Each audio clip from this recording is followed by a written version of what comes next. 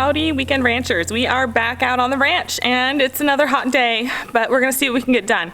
We have things that we need to do, like finish our water system and put in some gates, but we're not quite ready for either of those projects. So today is gonna be one of those see what else we can accomplish days. We do have a couple of people coming out to the ranch. We should have another guy coming to look at the gutters. We also have our electrical guy coming. Now that we have power at the ranch, we want to see about getting lines to different locations so we can start running electricity.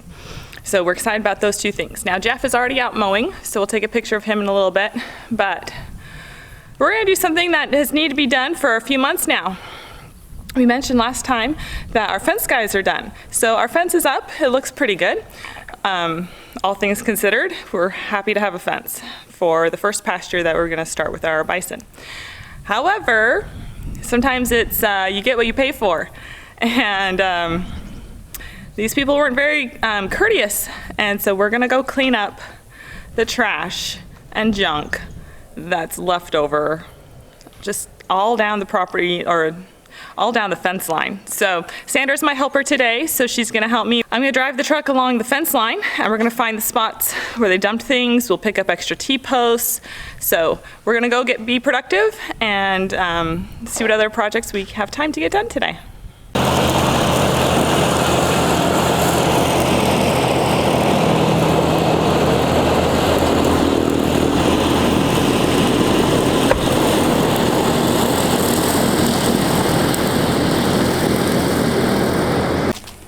Alright, so here's an example of some of the stuff we're cleaning up.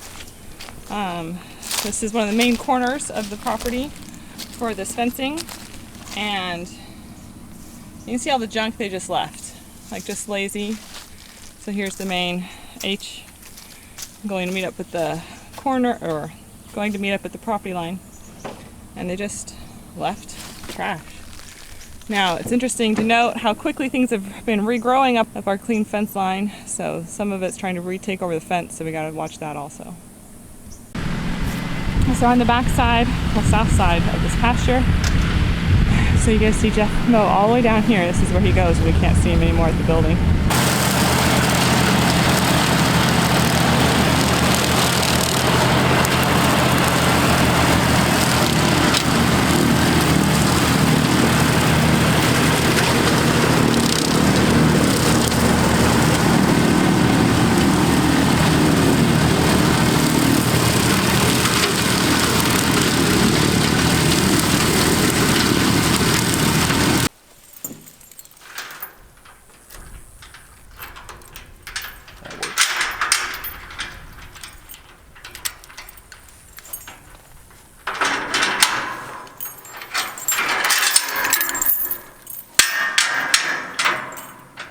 Really screw that in somewhere. Yeah. That would be a good idea. In the little tank. Did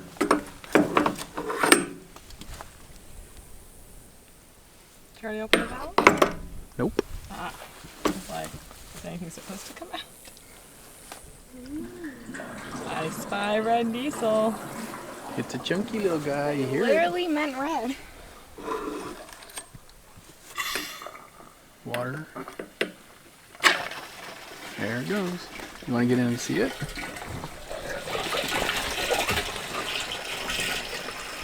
Just like Kool-Aid. It does. This is the kind of Kool-Aid for the Kool-Aid. Type of Kool-Aid.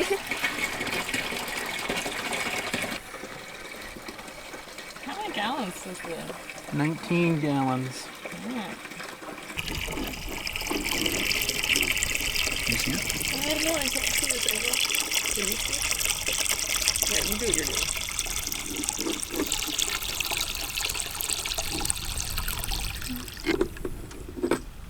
That's good enough for me.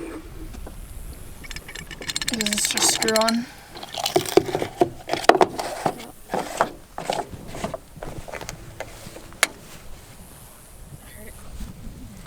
I'm turning the valve off because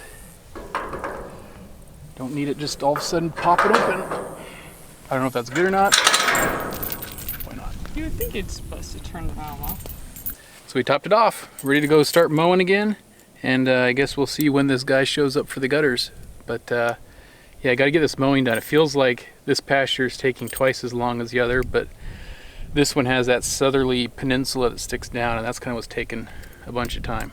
So, and a bunch of lakes and stuff like that. So anyway, let's get started. So when I was coming in, I turned off the PTO, and then I started to raise the sides, and I'm guessing these guys, when they start lifting up, they just folded back on each other and got jammed. So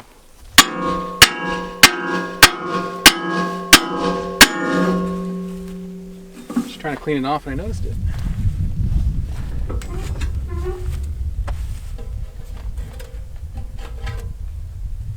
It's like a whole stick. There you go. It's like the mulcher and the giant branch. Yep. A little mini baby mulcher.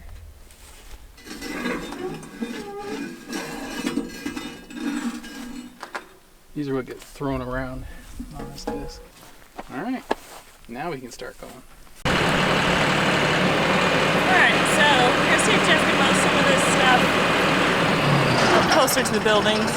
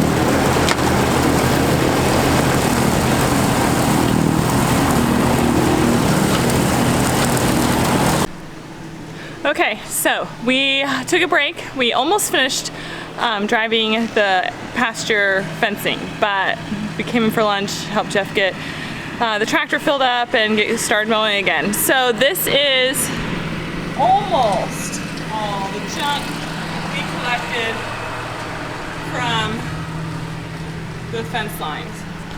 So we've got old poles, we've got barbed wire, we've got all the cement sacks, we've got bottles and cans and just plastic bags, trash, tons of barbed wire. There's my little barbed wire finder right there. So we're gonna unload this stuff, maybe go back out and finish, we'll see.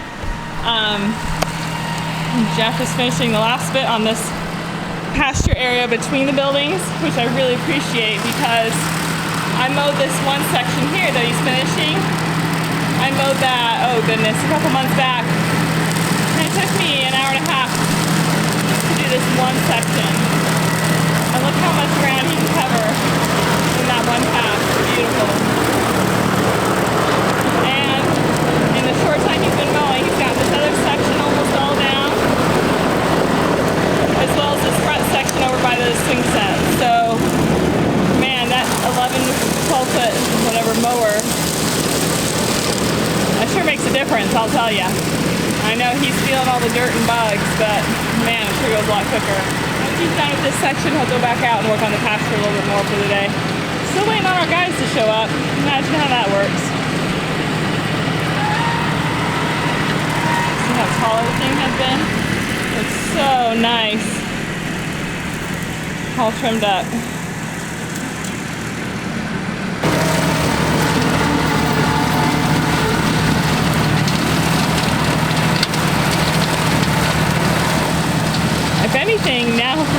all the trash that was in the grass that we couldn't pick up because the grass was too long. So there sure is a lot of stuff to come clean up now. The last pass. There you go.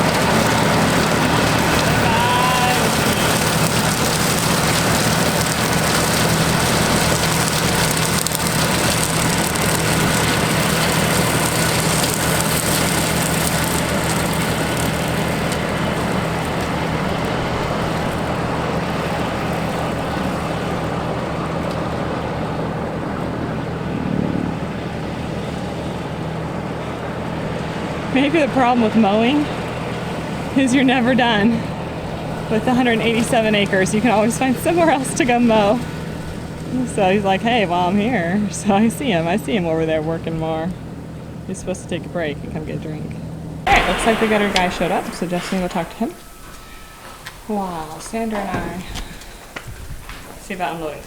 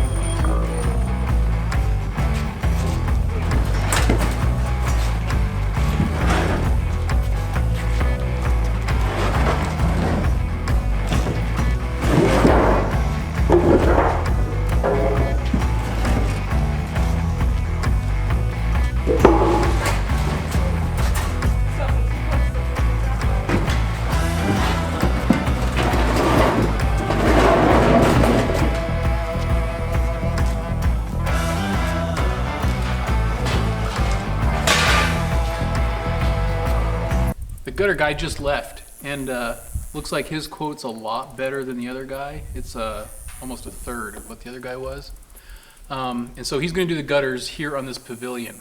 Let me see if we can show you some of these gutters actually. So currently right now I have steel gutters, and I think these are 4 or 5 inch steel gutters. We have these downspouts here. Let's see if I can get this focused. The quality of the downspouts is a little bit lacking, as you can tell, all the way up. Right now we have a number of downspouts, and that one's missing. This one actually, it looked like they just put a cap over the end. And anyway, all the way down you can see that there's other downspouts missing. So the building is 60 by 100, and this guy does aluminum, and he can do 6-inch aluminum gutter. And this is going to be 100 feet long, and you can do it without a seam, from what he's saying. We have 5 posts coming down. This section is going to drain down here, so we're going to have a gutter, gutter, gutter, and a gutter. And I'm going to have him put down just a coupling right at the top where there's a gutter, so I can put an adapter. And it's going to take a 3x4 and go to a 4-inch PVC, and I'm going to route it all the way down, collecting all the rainwater. That way we can run the rainwater all the way out to our water tank. The water tanks right now are going to be stored up over here on this slab. And I wanted to put 6 water tanks over here. I just don't think I'm going to be able to get 6 water tanks over on here when I look at the actual drainage. So these gutters, I'm breathing heavy, I had to walk. Anyway, these gutters are 13 feet off the concrete, which means this water tank is actually a 12 feet tall water tank. That leaves me a foot of distance. Now, I don't know if this slab that the tank is on is level with the pavilion, and that worries me. So I think what might be a better idea is if we move that water tank to the side over here. And we put it on the back side. And the idea being we can put, I think, up to 7 on here, given the diameters, but 1, 2, 3, 4, 5, 6, 7. And then the water will come off the gutter, run down, and pop right into these tanks. So this is, I think, where we're going to put the water tanks now. To protect it from the sun, I'd like to put some sort of a lean-to off this top here, as high as we can get it, to do the tanks. But this dirt is actually really low compared to the top of the concrete. It comes up back up here, but then it drops down back over there on the other side. So I think what I want to do is take all of this stuff out and put a platform, put the tank on, and then add tanks as we go down along this line. So that's the plan right now. So we will have to move it from over there. All right, guys, that's the story on the gutters. Now, he is, they said, 5 weeks out. The last guy that I had come weeks ago to quote the gutters, he was going to be 6 to 8 weeks from that point on. Right now, these guys are 5 weeks. He told me it'd take only about 2 to 3 hours to get this in. So he's hoping that maybe they can squeeze this in. My throat's just killing me from doing all this mowing, so I'm not talking very loud and very clear. But anyway, he said he could get us in potentially earlier. He could give us a day's notice. But I think we're going to do that. His cost is a lot cheaper than the other guys, so that's all good. So we're going to work on that. We did look at some gates. I can get really flimsy gates, aluminum style gates, about 1.25 inches in diameter tubing and things like that. They're really kind of light duty. I can get them from the big box stores like Tractor Supply and everywhere else. Buffalo like to test gates every once in a while, especially when they're new in a spot. And so I talked to Steve, and he was like, you really probably should get some heavier duty gates, ideally, especially since they're just new in here. They're going to test their boundaries. So that being said, gates to get here are going to be about 6 weeks out. Everything's 6 weeks. So I've got measurements. I'm placing the order. Gutters is going to be done. In the next number of weeks, I've got to get the gutter or the tank moved over. I might even get another tank, I don't know, just to get 10,000 gallons. I'm also probably going to be getting another trough. I'll set the other one up on pasture 7 right next to the other one on the other side of the fence. That way when I do the trenching, I can just trench and connect and at least leave a nipple on the other side. Get it all done at the same time. So anyway, that's what's upcoming. We're going to keep doing some mowing and other yard work, of course, naturally. Always still stuff to do.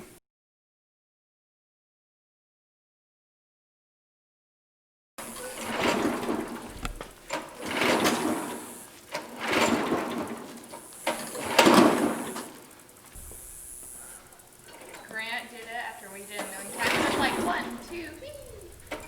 Like I heard it.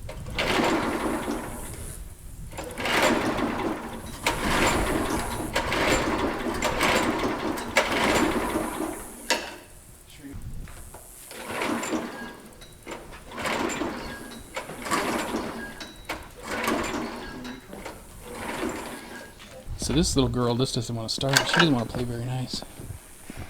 She's not working for us. We're gonna have to keep priming her. You don't feel when you push the prime knob down here, the bubble. Usually it fills with gas, and you can feel the difference in the pressure because now it's filled with fluid. You just don't feel anything on it. And I'm wondering if there's an air bubble or not an air bubble, a leak somewhere, and it's just not priming, it's not suctioning in the fuel. So we're having to prime it by cranking on it.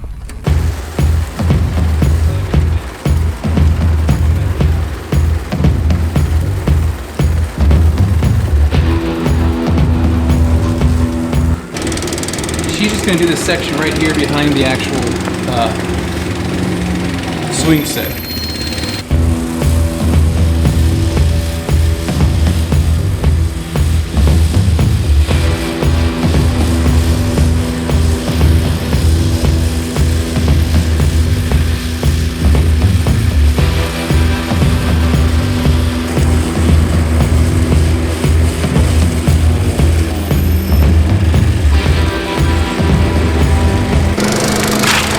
Some of the stuff that she was messing with the first time.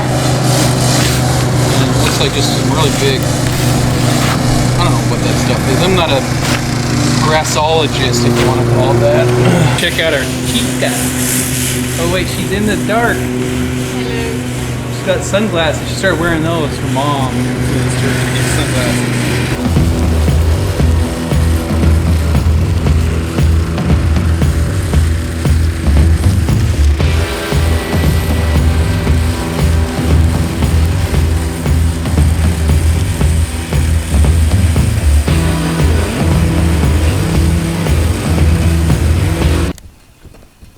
So here's the DR. What we're noticing is the blades underneath aren't really turning very well.